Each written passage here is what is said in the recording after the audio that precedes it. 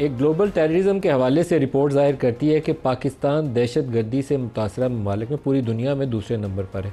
1000 और तकरीबन 81 1081 अफराद ऐसे हैं जो दहशत गर्दी के वाक़यात की नज़र हुए। बहुत बड़ा नंबर है। 1081 अफराद का दहशत गर्दी के वाक़यात की वजह से अपनी जान से हाथ धो बैठना ऐसे मुल्कों के लिए एक बहुत संजीदा सूरत हाल होती है, और वो चैलेंजेस को उससे निपटने के लिए और उससे बाहर आने के लिए पूरी कौम सर जोड़ के बैठती है कि एक वाक़या हो जाए ना कि हमने इससे बाहर कैसे निकलना है। हमारे यहाँ रोज़ाना हमारे फ़ौज के सिपाहियों की, पुलिस वालों की, सिविलियंस की शहादतें होती हैं और हम 5-7 का नंबर रिपोर्ट करके आसानी से बैठ जाते हैं, लेकिन उसके ऊपर उस यकसुई के साथ फोकस नहीं रहते। उसकी जो सबसे बुरी मिसाल दी जा सकती है कि बड़ी मेहनत के बाद और बहुत कुर्बानियों के बाद एक ऑपरेशन शुरू किया गया था ज़र्ब-ए-अज़ब, जिसमें पाकिस्तान के वो तमाम इलाके जहाँ पर दहशतगर्द हावी हो चुके थे उनको मार के भगाया गया, वहाँ से धकेला गया कि उन इलाकों को खाली करें, और उन इलाकों की जो कंट्रोल था हमारी लॉ इन्फोर्समेंट एजेंसीज़ ने वापस हासिल किया। ज़र्ब-ए-अज़ब की उस कामयाबी के बाद एक ऐसी स्टेज आई कि यहाँ एक सोच पैदा हुई कि इन लोगों को, ये जो टीटीपी वाले पाकिस्तान से भाग के अफ़गानिस्तान चले गए थे, वहाँ जाके रीग्रुप करके वहाँ से पाकिस्तान में इक्का दुक्का वाक़यात में दहशत गर्दी में मुलव्वस थे, कि इनके लिए दरवाज़ा दोबारा खोला जाए। स्वात उसकी एक हमारे पास मिसाल है कि कोई ज़माना था कि वहाँ वो खूनी चौक उसको कहते थे, मार के लाशें लटका देते थे। मलाला वाला वाक़या हमारे सामने। तो क्या ये कोई अकल की सोच थी कि इन लोगों के लिए दरवाज़ा खोला जाए? और अगर खोलना था तो किसी शर्त, कानून, ज़ाब्ते के तहत होना चाहिए था कि आप हथियार फेंकेंगे, पाकिस्तानी रियासत का आइन और कानून उसके ताबे रहेंगे, और आइंदा से तौबा करेंगे कि कोई ऐसा खिलाफ कानून काम नहीं करेंगे, नहीं तो आपको पकड़ के ताहयात जेल में बंद कर देंगे। हमने सिर्फ उनको दरवाज़ा खोल के वापस आने दिया। वो असला लेकर दंदनाते हुए पाकिस्तानी इलाकों में आए और फिर पाकिस्तानी फ़ौज के ऊपर, पुलिस के ऊपर और सिविलियंस के ऊपर दोबारा अटैक शुरू कर दिए, जिसका अभी one of recent examples is ये बन्नू वाला अटैक जो है। और ये एक अटैक नहीं है, इस तरह के रोज़ाना वाक़यात हो रहे हैं। DI खान, बन्नू, लकी मरवत, ये ऑलमोस्ट नो गो एरिया हो चुके हैं। 100 गाड़ियों के कॉन्वाइज़ में हमारी वहाँ की जो KP गवर्नमेंट है, उनके मिनिस्टर्स और वज़ीर आला अपने इलाकों में जा सकते हैं, वैसे अपने इलाकों नहीं जा सकते। इनको वापस आने के लिए दरवाज़ा किसने खोला, किसने इजाज़त दी? आम पाकिस्तानी से पूछेंगे तो वो कहेंगे इस्टेब्लिशमेंट की मर्ज़ी के बगैर इनको कोई आने दे सकता है। आज ख्वाजा आसिफ ने उसके ऊपर एक बयान दिया, सुनिएगा कि वो क्या कहा। ये एक कोलिशन थी, ये एक मुश्तरका मफादात का समझौता था। जनरल बाजवा, जनरल फैज़ और इमरान खान ने, ये लोग इन्होंने ला के बसाए हैं, इन तीनों ने ला के बसाए हैं। असम्बली की कार्रवाई निकालें, मैं उस कार्रवाई में मौजूद था, पूरा हाउस था, तकरीबन दोनों हाउसेस के जो एक इज्तिमा था। और पूछे तो सही उनसे, फैज़ साहब तो अंदर हैं लेकिन बाजवा साहब तो बाहर हैं ना, आप भी पूछे ना। हमारे साथ जो आज प्रोग्राम में मेहमान शख्सियत है, राना सनाउल्लाह खान मशीर हैं, वज़ीर आज़म के बराए सियासी उमूर। राना साहब, आपको खुशामदीद कहता हूँ प्रोग्राम में। राना साहब, इमरान खान की जो सोच थी, वो तो तालिबान का दफ्तर भी पेशावर में खुलवाने की बातें कर रहे थे, वो हमसे पाकिस्तानी कौम से छुपी हुई नहीं है। लेकिन एक बात तय है कि जिन लोगों को फ़ौज ने कुर्बानियाँ देकर पाकिस्तानी इलाकों को वागजार करवाया था और उनको यहाँ से मार भगाया था, उनको वापस आने देना किसी सिविलियन गवर्नमेंट के अकेले की बस की बात नहीं थी। किसका कितना रोल था, जनरल बाजवा का, जनरल फैज़ का और इमरान का? तो आप क्या कहेंगे इसके ऊपर? देखें, ये जो आपने क्लिप ख्वाजा आसिफ साहब का सुनाया है, बिल्कुल ये एक ब्रीफिंग हुई थी इन कैमरा पार्लियामेंट हाउस में, और उसमें कोई सभी पार्टियों की नुमाइंदगी मौजूद थी। सूबाई गवर्नमेंट्स भी, यानी चीफ मिनिस्टर साहबान भी थे वहाँ पे, और काफ़ी बड़ी तादाद थी, कोई मुख्तसर मीटिंग नहीं थी। तो उसमें बाजवा साहब तशरीफ़ लाए और फैज़ हमीद साहब उस वक्त DGI थे।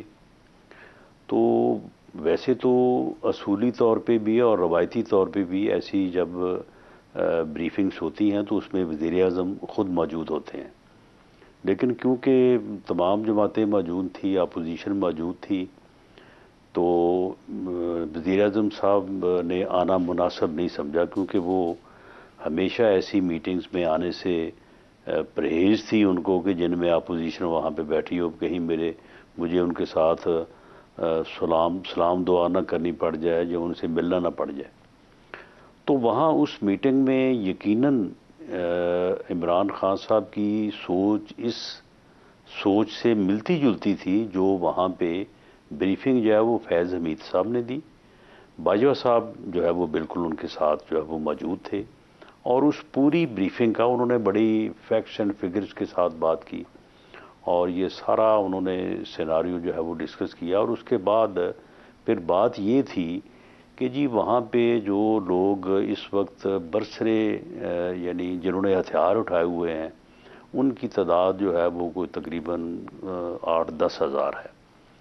लेकिन इतने अरसे से वो वहाँ पे गए हुए हैं, उनके वहाँ पे उनकी बीवियाँ हैं, फिर उनके बच्चे हैं जो कि तकरीबन उनकी तादाद 25-30 हज़ार के करीब है।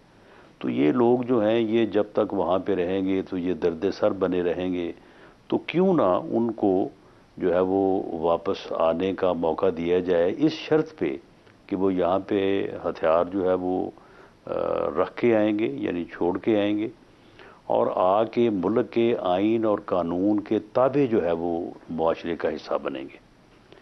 तो इसके ऊपर ये ब्रीफिंग किसने दी? लोगों का उन जनरल फैज ने ब्रीफिंग दी है जी जी जनरल फैज ने उन्होंने ये सारी बात की और जनरल बाजवा ने तायद की इस बात की। जी जनरल बाजवा साहब उनके साथ बैठे थे। हाउ इट इज़ पॉसिबल कि आर्मी चीफ की मर्जी या अप्रूवल, इवन वज़ीर आज़म की मर्जी और अप्रूवल के बगैर तो वो ये सारी बात नहीं कर सकते थे। अब वहाँ पे जो लोग थे जिनका ताल्लुक पंजाब से था, सिंध से था या दूसरे एरिया से था, लेकिन जो लोग बलूचिस्तान से और ख़ास तौर पे जो KPK से थे उन लोगों ने वहाँ पे ये एतराज़ किया और उन्होंने कहा कि जी ये ऐसे नहीं होगा। जब वो वापस आएंगे तो वो भले वो खाली हाथ वापस आ जाएं, लेकिन यहाँ पे आके उनको तो इसके अलावा कोई और काम आता नहीं है, उन्होंने करना वही है जो पहले करते रहे हैं। तो इसलिए इसको जो है इजाज़त ना दी जाए या ये पॉलिसी ना अपनाई जाए। लेकिन बहरहाल वहाँ पे कोई फैसला मुखालफत करने वालों में कौन कौन था? कोई नाम ज़हन में है किस किस ने मुखालफत की? इसमें हमारे जो वहाँ से MNAs थे उन्होंने तकरीबन सभी ने जो है वो बात की। खालिद मक्सी साहब का मेरे ज़हन में है, उन्होंने बात की। एक हमारे वहाँ से जमात इस्लामी के थे मौलाना, उन्होंने बात की। यानी 4-5 लोगों ने बात की और उन्होंने अपने खदशात का इजहार किया। लेकिन वहाँ पे कोई वोटिंग तो होनी नहीं थी, कोई वहाँ पे कोई फैसला को अक्सरियत से तो नहीं होना था। बात यह है कि उन्होंने फैसला किया हुआ था। के बाद मैंने किसी से पूछा शहबाज शरीफ साहब के हवाले से कि क्या उन्होंने इसकी मुखालफत की थी, तो मुझे तो किसी ने नहीं कहा कि उन्होंने शहबाज शरीफ ने इसकी मुखालफत की हो। नहीं देखिए, मुखालफत से मुराद ये है कि वहाँ पे कौन सी वोटिंग करवाई कि हाँ जी बताएं आप इसके हक में हैं या खिलाफ हैं। बस उन्होंने एक फैसला किया हुआ था। शहबाज शरीफ ने इसकी मुखालफत नहीं की। उनको कहना चाहिए था कि sir it's a matter of concern, ये हमारी नेशनल सिक्योरिटी का मामला है, हम इनको वापस नहीं आने दे सकते। PMLN ने तो ऑपरेशन लॉन्च किया था ज़रब आज़मुर, उन्हीं के आपके दौर में हुआ था, जनरल राइल शरीफ ने ऑपरेशन लॉन्च किया था। तो आप लोगों को तो मुखालफत करनी चाहिए थी ना कि कैसे इनको वापस आने दें। नहीं तो जो लोग ये बात कर रहे थे उनका नेशनल सिक्योरिटी से कोई तल्लुक नहीं था, उनकी कोई जिम्मेदारी नहीं थी। सर लेकिन ये तो आर्मी अपनी ओपिनियन देनी चाहिए ना आप लोगों को। नहीं, उसका नेशनल सिक्योरिटी से कोई तल्लुक नहीं होता है सर, लेकिन गलत फैसला है तो उसकी उन्होंने कोई ओपिनियन ली वहाँ पे। नहीं सुन लेना। अब आपको लगता नहीं है कि गलत फैसला ओपिनियन इलेक्टेड नहीं इलेक्टेड रिप्रेजेंटेटिव्स उन्होंने ये तो नहीं कहा वो ब्रीफिंग देने के बाद हाँ जी बताएं जी आपकी क्या राय है। उन्होंने बात अपनी सुना दी, इजाजत नहीं ली और वो एक इत्माम हुज्जत था। फैसला पहले किया हुआ था उन्होंने। अच्छा, ये इत्माम हुज्जत था, वो सिर्फ फैसला था, आगाह कर रहे थे आप लोगों को कि हमने काम कर दिया, ये बता रहे थे आपको। बिल्कुल ऐसी ही सूरत हाल थी और फैसला जो है ये गवर्नमेंट ने करना था।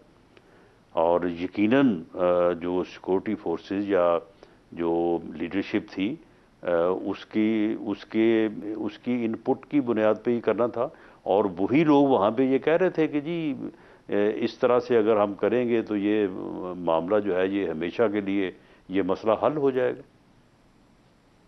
अच्छा राना साहब, वैसे मैं क्योंकि इस तमाम अरसे में मैं बुनियादी तौर पर जर्नलिस्ट और रिपोर्टिंग करता रहा हूँ, तो मैं लोगों से सवाल जवाब करता हूँ। तो मैंने उस मीटिंग के बाद जब लोगों से सवालात पूछे तो उन्होंने कहा अपोजिशन के ज़्यादा लोग जनरल बाजवा से अपनी पीआर बढ़ाने में मसरूफ़ थे। ये उस मीटिंग के बाद की रुएदाद है। उसमें ये सवाल जवाब इतना कि क्यों कैसे करेंगे और क्यों आने दे रहे हैं, इस वाली की नौबत ही नहीं आई। ज़्यादा पीआर मुहिम ज़्यादा नहीं, चल रही।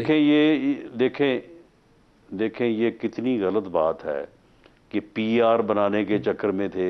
जब उस मीटिंग से उठ के चाय की तरफ गए हैं सारे, तो वहाँ पे तो मेरी उनके साथ जो है वो तलख कलामी हुई थी। हम उनके साथ कौन सी पीआरशिप बनाने वाले थे? वो हमारे साथ जो उस वक्त सलूक हो रहा सर था आपकी पीआर बनी तो भी तो वो नहीं ना। सारी दुनिया जानती है, आपकी पीआर पूरी बनी होती तो अपोजिशन आप के पे 20 साथ। किलो हीरोइन आना डलती सर। नहीं, पीआरओ पीआरओ जो है वो पीआरओ का कोई चक्कर नहीं था, लेकिन मामला ये है कि उस वक्त वो उस पोजीशन में थे आपकी तल्ख कि कलामी वो की वजह बता फैसले दें कर आप, ताकि लें। चले आप उनको जिक्र आपने इम्पीचमेंट कर ही दिया है तो याद दहानी हो जाएगी। आपने उनसे क्या बात पूछी? नहीं, मेरी तो उसी पे थी ना, जो मुकदमा उन्होंने मेरे खिलाफ बनाया था। मैंने तो जेल उसके बिल्कुल। मतलब आपने की क्या जो है वो पूछा? बात की थी कि आपने पूछा कि ये आपके आपने। नॉलेज में था जब ये हीरोइन का केस बनाया गया या नहीं? आपने पूछा उनसे? जी, उनका ये कहना था कि नहीं, ये मैंने नहीं बनाया, ये लोग इधर उधर से ऑर्डर्स ले रहे होते हैं। मैंने कहा कि ये कैसे हो सकता है, आप ही ने बनाया।